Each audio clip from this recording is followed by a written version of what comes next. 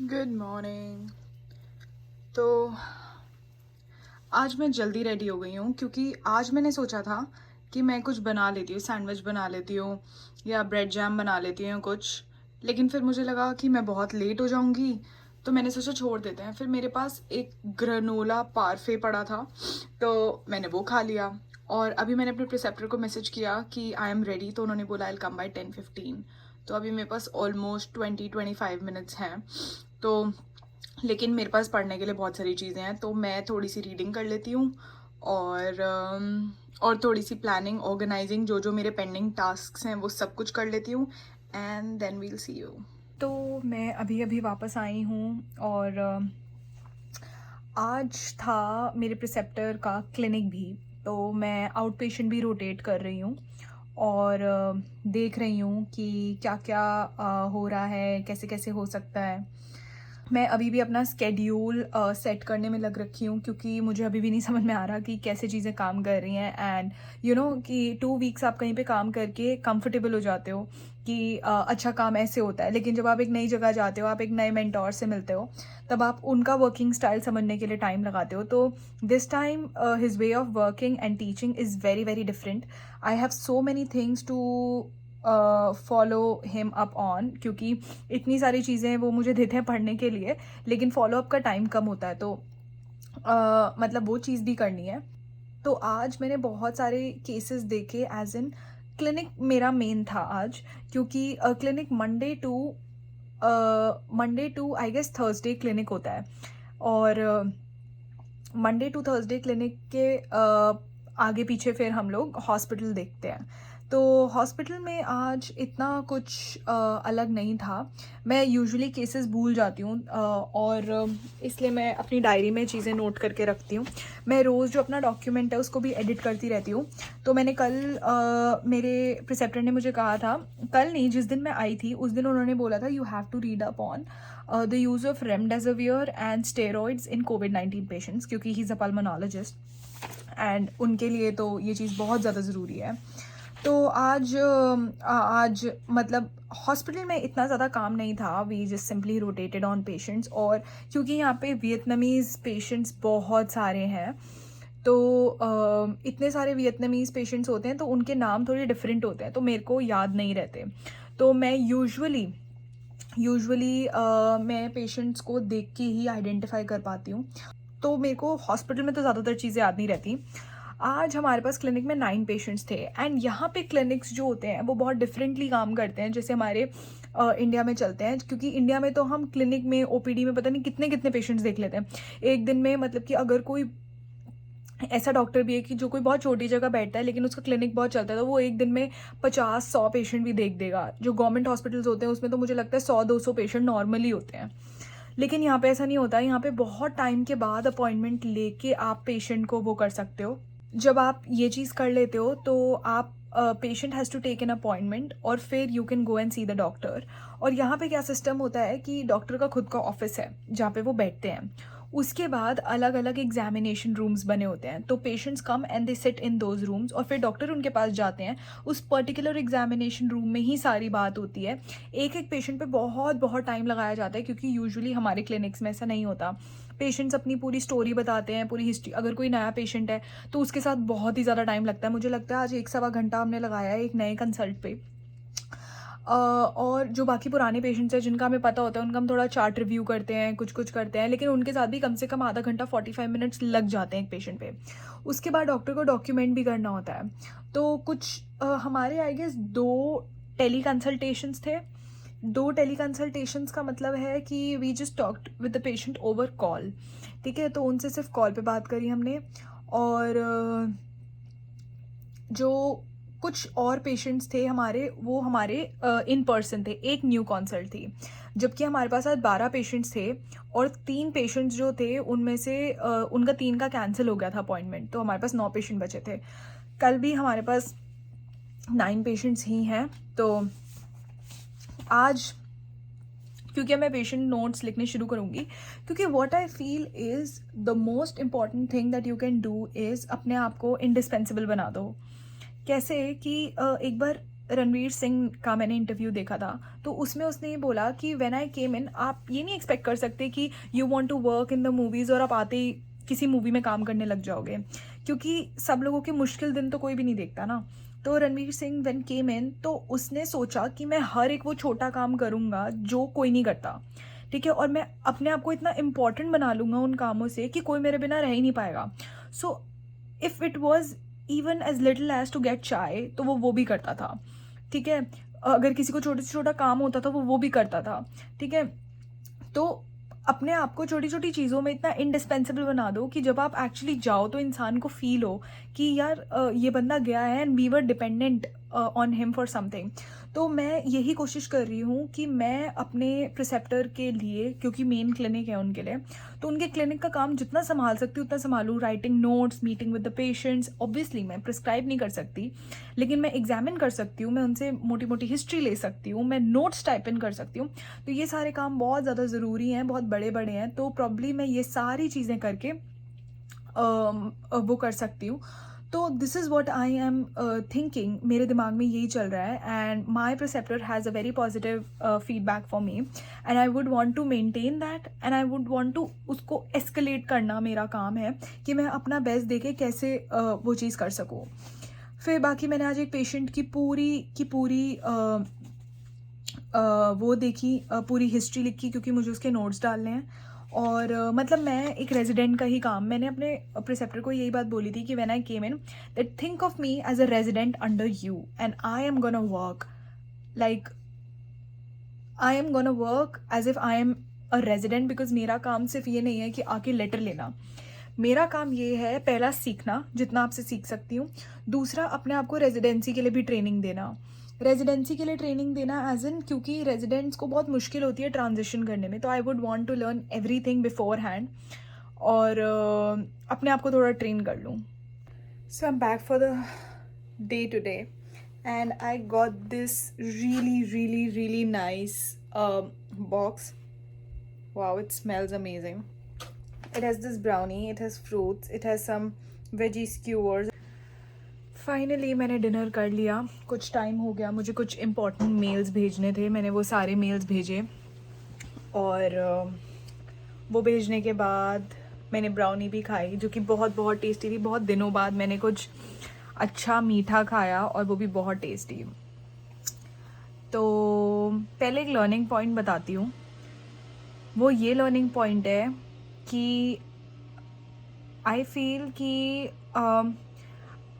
whatever you are doing, just keep doing that, because a lot of those opportunities they come to you because you don't give up. और ये चीज़ मैं इसलिए बोल रही हूँ क्योंकि a simple thank you mail of mine like got me a really good opportunity. I don't know अभी वो opportunity है या नहीं है, but simply seeing कि ये scope भी हो सकता है, that is how you connect with people, और चीज़ें कैसे चलती हैं, तो उस चीज़ से बहुत चीज़ समझ में आती है कि if you are grateful and हम छोटी छोटी चीज़ें करना जानते हो ना, जो हमें लगता है कि यार ये तो बहुत बड़ी नहीं है, लेकिन वो चीज़ें बहुत बड़ी होती हैं। जैसे किसी को थैंक यू मेल भेजना, चाहे आपका काम पूरा हुआ हो चाहे ना हुआ हो, and this is for this process. तो कभी भी ये मत सोचना कि आपके छोटे छोटे एफर्ट्स जो हैं they do not make a big difference, they do. तो मैं बस ये वाली बात कहना चाहती हूँ। पहले मैं रोटेशंस के बारे में थोड़ी सी बात करना चाहती हूँ। When I was giving my step 2, या जब मैं प्लान भी कर रही थी, तो मैं ये सोचती थी कि क्या मुझे इलेक्टिव्स के लिए जाना चाहिए ड्यूरिंग, क्योंकि इलेक्टिव्स जो हैं they can only and only happen when you are in college, you are in med school, you are doing your internship, तो वो सिर्फ तब हो सकते हैं। तो मैं बहुत सोचती थी, क्योंकि मैं इलेक्टिव्स के लिए अप्लाई कर रही थी, मैं बहुत बहुत ज़्यादा मन से चाहती थी कि मेरी इलेक्टिव्स हो जाएं and I get the opportunity to go, और मैं सीख के आऊँ, मैं सब कुछ करूँ, but somehow it did not happen. And मुझे अपने कॉलेज से भी लोग मिले जो इलेक्टिव्स के लिए गए थे, they went for paid electives, लेकिन उन्होंने मुझे ये बोला कि बहुत बुरी हालत है, आप जितनी छुट्टी लोगे आपको उसका 3 times भरना पड़ेगा, तो इससे अच्छा है कि आप इलेक्टिव्स पे मत जाओ, डोंट वेस्ट योर टाइम, अपना कॉलेज ख़त्म करो, अपना स्टेप 2 दो और फिर जाओ। तो मैंने उनकी बात काफ़ी सीरियसली ली, क्योंकि वो मेरे सीनियर्स थे और अगर वो किसी चीज़ से सफ़र कर रहे हैं तो मुझे भी उस चीज़ से सफ़र करना पड़ता। And I can't imagine the pain कि मैं इलेक्टिव्स भी करके आती, फिर मैं वापस आती कॉलेज, स्टेप 2 के लिए प्रिपेयर करती, क्योंकि आई न्यू कि step 2 was not going to happen जब तक मेरी इंटर्नशिप है, क्योंकि it was very very stressful. और मेरे को ग्रेजुएशन के बाद भी ऑलमोस्ट मतलब क्लोज टू 2 मंथ्स का डेडिकेटेड टाइम चाहिए था फॉर गिविंग माई स्टेप 2। तो मुझे अब ऐसा लगता है कि उस टाइम बहुत अच्छा हुआ कि मुझे इलेक्टिव्स नहीं मिले, क्योंकि now I see myself कि एटलीस्ट अब मैं किसी भी बर्डन से फ्री हूँ, कि मुझे कॉलेज वापस नहीं जाना, इतना सोचना नहीं, क्योंकि for the whole 6 years I been with my friends. और चलो वो भी एक चीज़ सेकेंडरी हो जाती कि वो लोग नहीं होते, मुझे अकेले रहना पड़ता, जो भी है, but the weather, the pressure of doing hospital work when you are not supposed to do it, when you have more important things to do, जैसे कि मेरा स्टेप 2 होता फिर। तो मुझे मिला जुला के ऐसा लगता है कि बहुत अच्छा हुआ कि उस टाइम मुझे इलेक्टिव्स नहीं मिले, क्योंकि the people that I have come across to इस पॉइंट पे, आई फील सो ग्रेटफुल कि यार ये लोग कितने वंडरफुल हैं।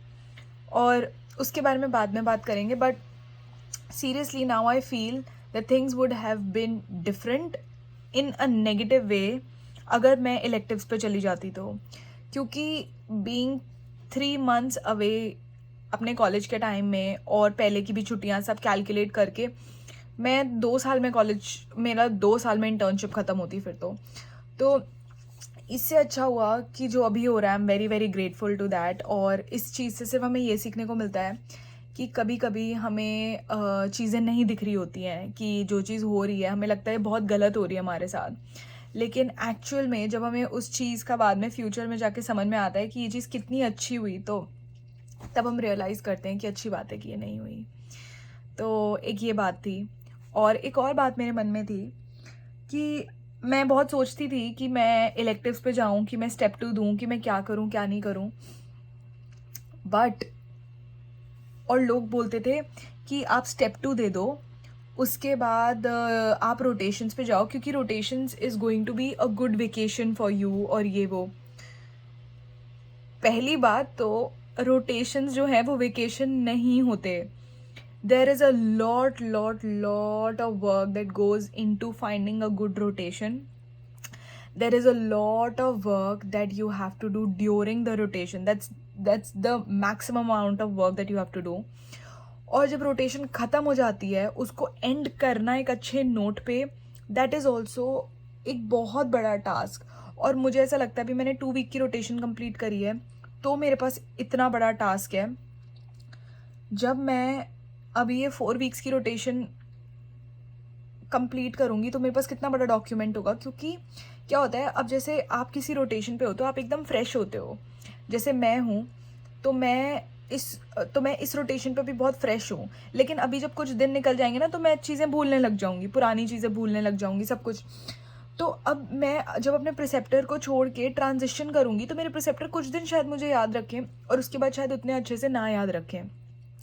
तो getting everything fresh on paper, अब जैसे मैं अपने प्रिसेप्टर को बोला हुआ है पिछले वाले रोटेशन से कि आप प्लीज़ मेरा लेटर लिख दीजिए, but he is busy, so I really fear कि वो चीज़ें भूल ना जाएं। बट मैंने उनको एक डॉक्यूमेंट भेजा हुआ है विद ऑल द डेट्स कि मैंने क्या क्या किया, किस किस प्रिसेप्टर के अंडर क्या क्या किया, मैं क्या क्या चाहती हूँ, सब कुछ चीज़ मैंने उनको लिख के दी हुई है। तो मेरे को इस बात का डर नहीं है कि जब वो डॉक्यूमेंट पढ़ेंगे हो सकता है उनको सारी चीज़ों का रिकलेक्शन हो जाए। तो मैं बहुत बहुत इस चीज़ के लिए थैंकफुल हूँ कि पता नहीं मुझे ये चीज़ें किसी ने भी नहीं सिखाई, but being courteous to your preceptors, being respectful, चाहे कोई भी लेवल ऑफ इनफॉर्मलनेस क्रॉस हो जाए, लेकिन वो एक level of respect base line वो रहना ही रहना, उनको ग्रीट करना हमेशा। तो वही बीइंग रिस्पेक्टफुल, बीइंग कर्टियस और फॉलो अप लेना, लोगों को थैंक यू बोलना उनके छोटे छोटे एफर्ट्स के लिए, क्योंकि यू नेवर नो कि उन्होंने अपने बिजी स्केड्यूल से आपके लिए टाइम निकाल के क्या जो एक एफर्ट किया है वो कितना इम्पॉर्टेंट है, उसको एक्नॉलेज करना। तो मुझे ऐसा लगता है कि थैंक गॉड मेरे अंदर ये क्वालिटीज़ हैं, and I want to like incur more qualities like that, and I want to continue all these qualities. और जो लोग ये सोचते हैं कि वेकेशंस पे जा रहे हैं हम रोटेशंस पे, तो ऐसा नहीं है. You do get some time off. जैसे अभी मेरा ऑफ है, लेकिन I have so many tasks to follow up. मेरे को बहुत सारा काम करना है. मेरे पेंडिंग रिसर्च प्रोजेक्ट्स, मेरा एप्लीकेशन, मेरा पर्सनल स्टेटमेंट. तो मेरे पास अभी इतना सारा काम है और मेरा बहुत मन है बाहर जाने का. But I don't know if that's happening और नॉट, कि क्या होगा, क्योंकि मुझे अपना काम भी सारा कंप्लीट करना है. तो जो लोग सोचते हैं कि रोटेशंस वेकेशंस होती हैं, तो ऐसा तो बिल्कुल भी नहीं है. बिल्कुल बिल्कुल भी नहीं है. अगर मैं इस टाइम इंडिया में बैठी होती और मैं सोचती कि मैं कैलिफोर्निया में हूँ, मैं क्या क्या करूँ, तो चीज़ें बहुत डिफरेंट थी. लेकिन अब मैं एक्चुअली यहाँ पर हूँ और चीज़ें बहुत डिफरेंट है. तो never ever have a prejudice कि हम जाएंगे तो ऐसा होएगा, ये होएगा, वो होएगा. अभी मेरा मेन मोटिव है अपने रोटेशंस करना, तो मैं ज़्यादा ध्यान उस पर देती हूँ. जबकि मेरे प्रिसेप्टर बहुत बहुत स्वीट हैं. He does not expect me to do a lot of work, but it's on me कि मैं चीज़ों को फॉलो अप करूँ. जो जो चीज़ें मुझे पढ़ने के लिए दी हैं, जो जो टास्क है मेरे, मैं उनको पूरा करूँ, सब कुछ चीज़. ठीक है. और एज़ फार एज आज का रोटेशन, मेरा ये वाला रोटेशन जो है ना, ये इट्स मोर ऑफ मेरे और मेरे प्रिसेप्टर के कॉन्वर्जेशंस. ठीक है. तो बहुत सारे वो मुझे अपने मेंटोर्स के बारे में बताते हैं, अपने लर्निंग एक्सपीरियंसेस के बारे में बताते हैं, और बहुत सारी चीज़ें बताते हैं. और हम पेशेंट के बारे में भी बहुत सारी चीज़ें डिस्कस करते हैं, और वो हम रिसर्च से डिस्कस करते हैं. वो मुझे बहुत सारे आर्टिकल्स भेजते हैं. अगर उन्होंने मुझे किसी टॉपिक पे पढ़ने के लिए बोला है, तो मैं वो टॉपिक पढ़ूंगी और उस रिसर्च आर्टिकल से पढ़ूंगी. आज उन्होंने मुझे सिखाया कि हम अपनी खुद की रिसर्च लाइब्रेरी और अपने खुद के रिसर्च के जो पेपर्स डाउनलोड करते हैं उनको कैसे लेबल करते हैं, ताकि हम उन्हें हमेशा याद रखें.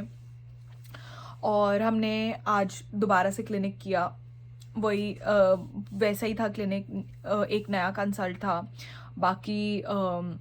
बाकी आई थिंक वही पेशेंट्स थे, एस्मा, COPD, क्योंकि पल्मोनोलॉजी क्लिनिक में यही सब चलता है. बाकी OPD IPD पेशेंट्स में इतना ज़्यादा कोई फॉलोअप नहीं था, कोई ज़्यादा अलग चीज़ें नहीं थी.